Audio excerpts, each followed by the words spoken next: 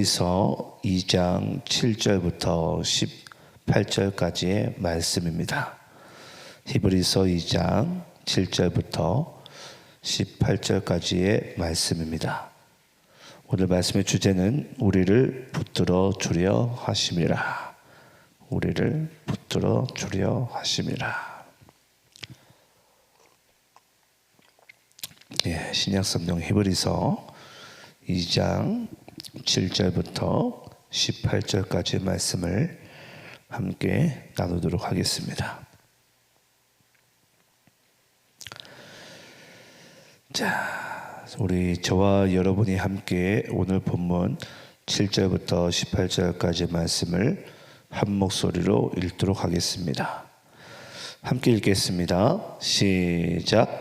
그를 잠시 동안 천사보다 못하게 하시며 영광과 존귀로 관을 씌우시며 만물을 그 발 아래 복종하게 하셨느니라 하였으니 만물로 그에게 복종하게 하셨은즉 복종하지 않은 것이 하나도 없어야 하겠으나 지금 우리가 만물이 아직 그에게 복종하고 있는 것을 보지 못하고 오직 우리가 천사들보다 잠시 동안 못하게 하심을 입은 자 곧 죽음의 고난 받으심으로 말미암아 영광과 존귀로 관을 씻은 예수를 보니 이를 행하심은 하나님의 은혜로 말미암아 모든 사람을 위하여 죽음을 맛보려 하심이라.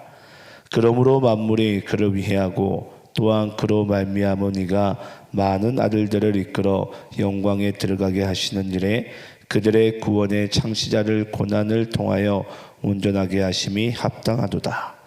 거룩하게 하시는 이와 거룩하게 함을 입은 자들이 다 한 근원에서 난지라.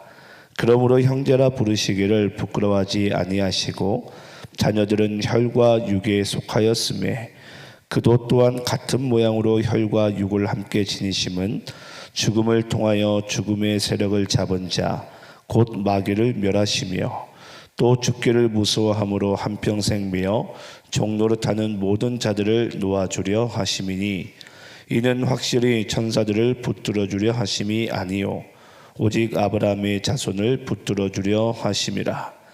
그러므로 그가 범사의 형제들과 같이 되심이 마땅하도다. 이는 하나님의 일에 자비하고 신실한 대제사장이 되어 백성의 죄를 속량하려 하심이라. 그가 시험을 받아 고난을 당하셨은즉 시험 받은 자들을 능히 도우실 수 있느니라. 아멘. 자, 오늘은 우리가 우리를 붙들어 주려 하심이라 라는 말씀의 주제로서 히브리서 2장 7절부터 18절까지 말씀을 함께 보겠는데요. 어제 우리가 첫 번째 시간을 가졌습니다. 첫 번째 시간 가운데 당시 유대인에서 세계 각국으로 흩어져 살고 있는 그 유대인들이 그리스도인들로 개종함으로 인해서 계속해서 본토 유대인들로부터 다시 돌아와라. 그 권유를 괴롭힘을 계속 당하게 됩니다. 그들에게 신앙적인 이 내적 갈등 가운데 나타난 이 세 가지의 질문을 우리가 나눌 텐데 그 첫 번째 내적 갈등의 질문을 우리가 어제 나눴습니다. 그러면 왜 하나님께서 예수님을 천사보다도 못한 존재로 만드셨는가?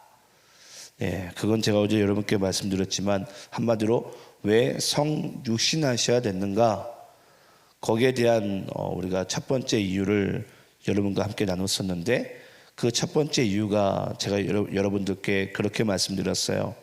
예수님을 우리의 구원의 창시자로, 구원의 개척자로 삼기 위함이다.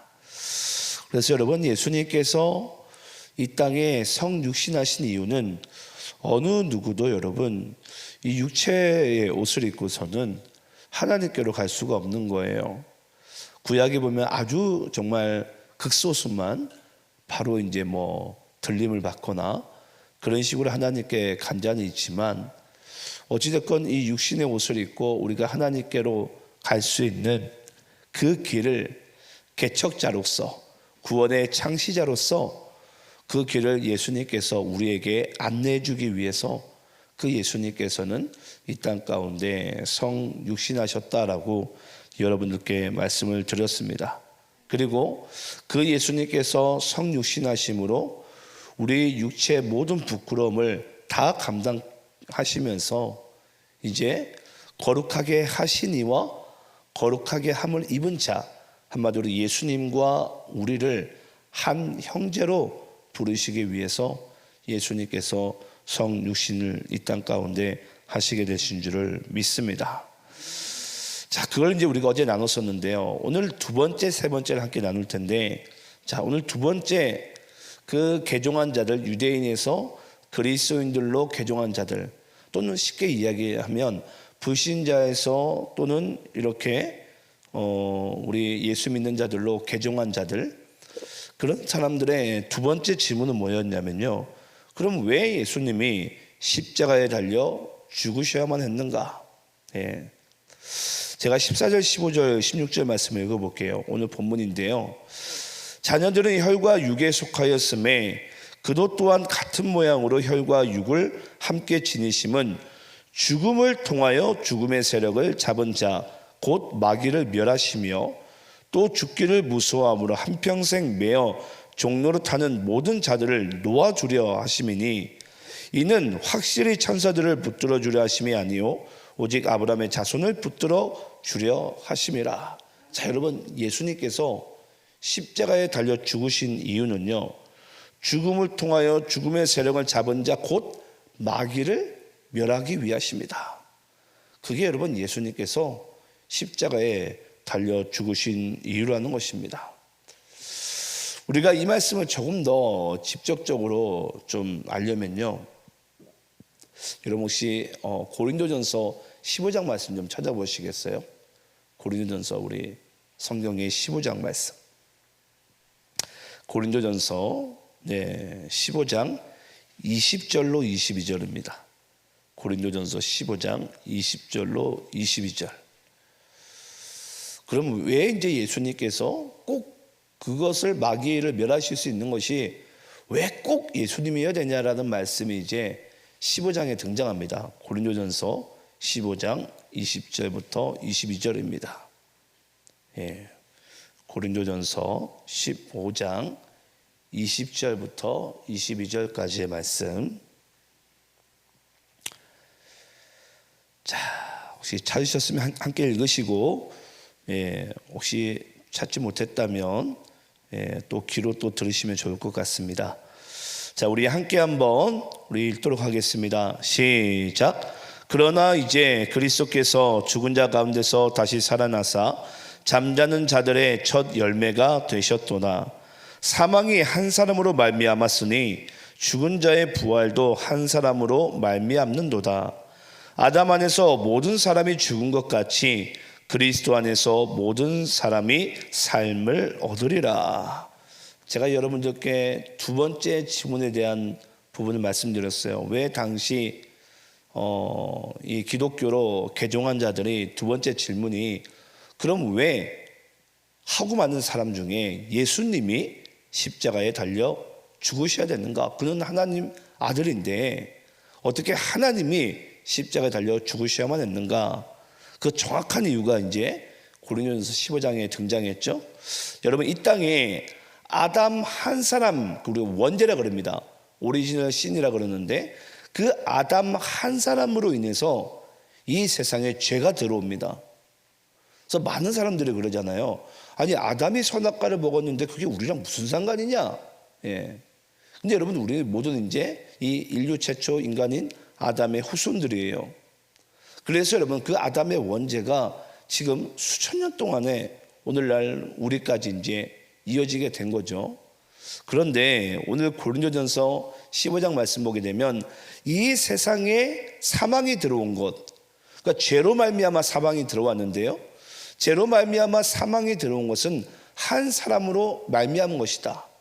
그러면 여러분, 이제 그러면 구원도 영생도 한 사람으로 말미암을 수 있는 것인데, 그 한 사람은 여러분 반드시 이 하나 전제 조건이 있습니다. 죄가 없어야 됩니다. 죄가. 그래서 죄가 없으신 예수님만이 십자가에 달려 죽으셔야지 우리의 인류의 모든 죄를 다 대속할 수가 있는 거예요. 그래서 그가 우리의 메시아가 될 수가 있습니다. 제가 예수라는 이름의 뜻을 제가 여러분들께 말씀드렸어요. 그가 자기 백성을 죄에서 구원할 자이심이라. 그럼 왜 예수님인가? 그 예수님만이 바로 죄가 없으시기 때문입니다. 그래서 우리가 어제 첫 번째 이유, 왜 성육신하셔야 되는가? 그리고 오늘 두 번째 이유, 왜 예수님이 십자가에 못 박혀 죽으셔야만 했는가? 하나님의 아들이라면서 왜 그래야 되는가? 당시 세계관의 사람들은 이게 너무 이해가 안 되는 거예요. 아니 어떻게 하나님이 저주받을 십자가에 죽어야만 했는가?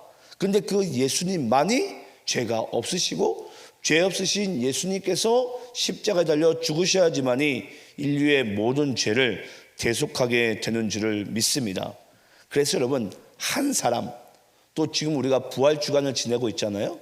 부활 주간 가운데도 그 예수님께서 십자가에서 사망 권세를 깨뜨리시고 부활의 뭐가 되셨죠? 첫 열매가 되셨어요.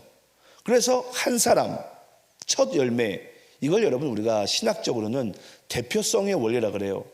그러니까 한 사람으로 말미암아 죄가 들어왔고, 그리고 한 사람으로 말미암아 이 죄가 멸하고 또 부활의 첫 열매가 되는 거예요.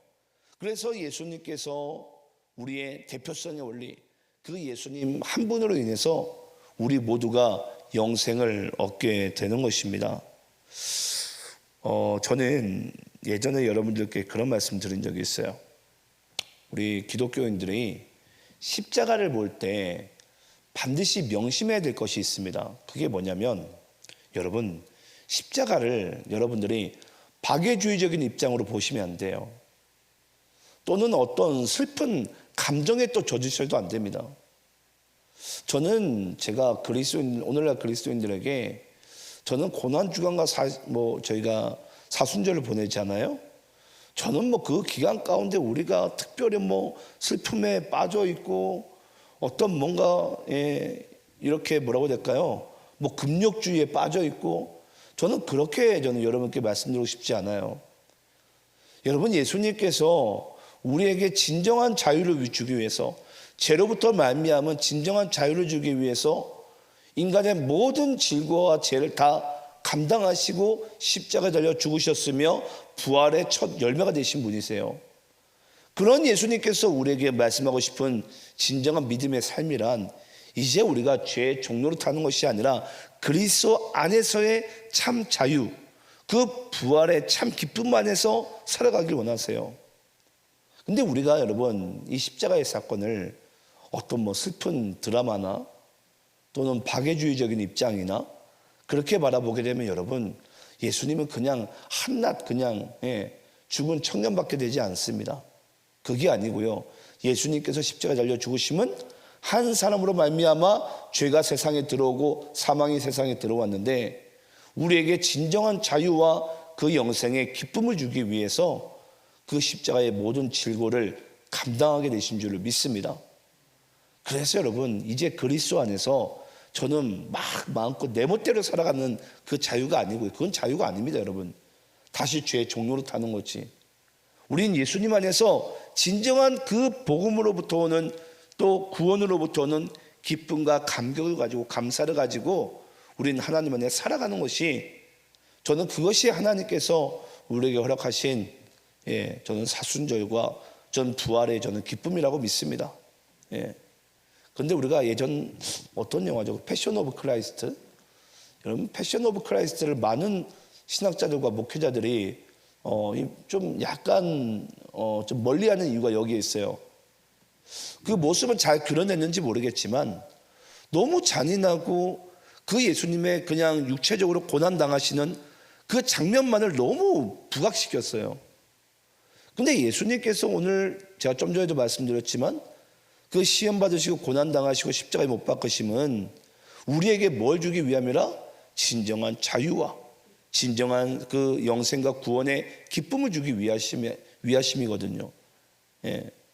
그걸 우리가 알아야 되는데, 많은 사람들이 패션 오브 크라이스트 하면 예수님이 저렇게 고통당하셨구나, 잔인하구나, 뭔가 이렇게만 좀 집중을 하게 되는데, 여러분 그게 아닙니다. 물론 우리가 그건 알아야 돼요. 여러분 십자가 하면 물론 우리에게 구원이고 은혜이고 기쁨인데요, 또 십자가에 또 양면의 모습이 있죠. 저주잖아요, 저주. 그래서 여러분, 죄에 빠진 인간이 얼마나 우리가 큰 저주 가운데 빠져 있었는지, 그걸 항상 우리의 심령 가운데 우리는 가지고 있어야 됩니다. 죄가 얼마나 무섭고, 또 죄가 얼마나 이렇게 우리에게 저주를 낳는 인생을 살게 되는지. 하지만 그 이면에는 십자가를 통해서 예수님께서 이루신 그것을 우리가 믿고 나아가는 것이 하나님 아버지의 뜻인 줄 믿습니다. 쉽게 이야기하자면 여러분, 너무 십자가를 감성적으로만 바라보지 말라는 것입니다. 우리에게 그런 감성적인 것보다는 복음으로부터는 진정한 자유가 바로 죄를 이기고 사망 권세를 이기게 되는 줄을 믿는 여러분들이 되시기를 간절히 축원합니다. 자, 세 번째, 예수님이 세 번째는 왜 시험을 받으셔야만 했는가라는 부분인데요. 자, 예수님 첫 번째는 성육신하셔야 됐는가? 두 번째는 십자가에 달려 죽으셔야만 했는가? 세 번째는 여러분, 그 개종한 유대인들, 기독교인들의 질문이 뭐였냐면요, 그러면 왜 예수님이 시험을 받으셔야 되냐? 아, 좋다. 성육신하신 것, 십자가에 달려 죽으신 것 알겠다. 그럼 왜 그 예수님이 시험을 받으셔야만 했는가? 그리고 여기서 더 나아가자면 왜 예수 믿는 우리도 시험을 받아야만 하는가? 이게 이제 우리의 또 그 당시에 개종한 기독교인들의 궁금증이었어요. 예수님이 시험 받으신 이유와 또 우리가 시험 받는 이유. 아마 여기 있는 분들도 그런 생각 가질 수 있잖아요. 아니, 왜 예수 믿었는데 내 인생은 더 시험 받는 것 같고 뭔가 인생이 더 꼬이는 것 같고, 그런 궁금증에 간혹 빠져 계신 분들이 있거든요. 근데 여러분, 오늘 본문 17절 18절 말씀을 좀 볼까요? 히브리서 우리 2장 17절 18절 말씀, 다시 본문으로 가서 여러분 17절 18절 말씀을 제가 읽어볼게요. 제가 한번 읽어보겠습니다. 그러므로 그가 범사의 형제들과 같이 되심이 마땅하도다. 이는 하나님의 일에 자비하고 신실한 대제사장이 되어 백성의 죄를 속량하려 하심이라. 자, 18절 자세히 보시기 바랍니다. 그가 시험을 받아 고난을 당하셨은즉 시험 받는 자들을 능히 도우실 수 있느니라. 여러분, 예수님께서 시험을 받으신, 예수님께서 고난과 시험을 당하신 이유는요, 시험 받는 자들을 능히 도우시기 위함입니다. 이 말을 우리가 자세히 봐야 돼요. 그가 시험을 받아 고난을 당하셨은즉 시험 받는 자들을 능히 도우실 수 있느니라. 제가 왜 이걸 좀 강조하냐면요, 여러분, 여기서 예수님이 시험 받으신 이유가 우리가 시험을 받을 그 시험을 제거한다는 의미가 아니라 도우신다는 의미로 여기 등장합니다. 근데 여러분, 이 의미가 왜 중요하냐면 예수 믿는 자가 그러면 앞으로 시험을 받을 수 있다라는 것을 이야기하고 싶은 거예요, 예수님께서. 근데 우리는 자꾸 예수 믿고 살아가다 보면 우리는 시험을 안 받아야 된다, 예수님께서 제거해 주셔야 된다라고 우리는 그렇게 생각한다라는 거죠. 근데 오늘 말씀을 자세히 보시게 되면 시험 받는 자들을 도우시기 위해서 예수님께서 시험과 고난을 당하셨다라고 이렇게 기록되어져 있습니다. 여러분, 이게 우리에게 어떤 의미가 있냐면요, 여러분, 시간상 제가 말씀 찾는 걸 생략하고 말씀드리면요, 누가복음 8장에 보면 예수님께서 제자들에게 명하십니다. 어떻게 명하시냐면요, 갈릴리 호수, 갈릴리 바다라 그러죠. 갈릴리 호수 이쪽 편에서 저쪽 편으로 예수님께서 제자들에게 건너가라고 말씀하세요. 건너가라. 그때 제자들이 여러분 예수님의 그 명령을 따라서 바다 이쪽 편에서 저쪽 편으로 배를 타고 건너갑니다. 근데 건너는 그 도중에 제자들이 여러분 무엇을 만나는 줄 아십니까? 풍랑을 만나요. 시험을 받아요. 이제 그때부터 이제 제자들이 머리에 혼선이 오는 거예요. 아니, 예수님이 인도하신 길이고 예수님이 가라고 해서 순종했는데 풍랑이 웬 말인가? 쉽게 이야기하자면 시험을 우리가 왜 받아야 되지? 그게 도무지 이해가 안 되는 거예요. 당시 제자들이 아마 머릿속에 풍랑을 맞고 거의 죽을 고비를 그들이 넘겨가면서 수없이 아마 좀 속된 말로 궁시렁 됐을 것 같아요. 괜히 예수님이 우리를 죽이시려고 우리를 그냥 강 이쪽 편에서 저쪽 편으로 건너가라고 하셨구나. 제자들이 얼마나 예수님이 원망스러웠을까요? 아마 여기 계신 분들도 그럴 수 있어요. 괜히 내가 말씀 듣고 순종했더니 괜히 시험이나 받고 고난이나 당하고 이게 뭔가.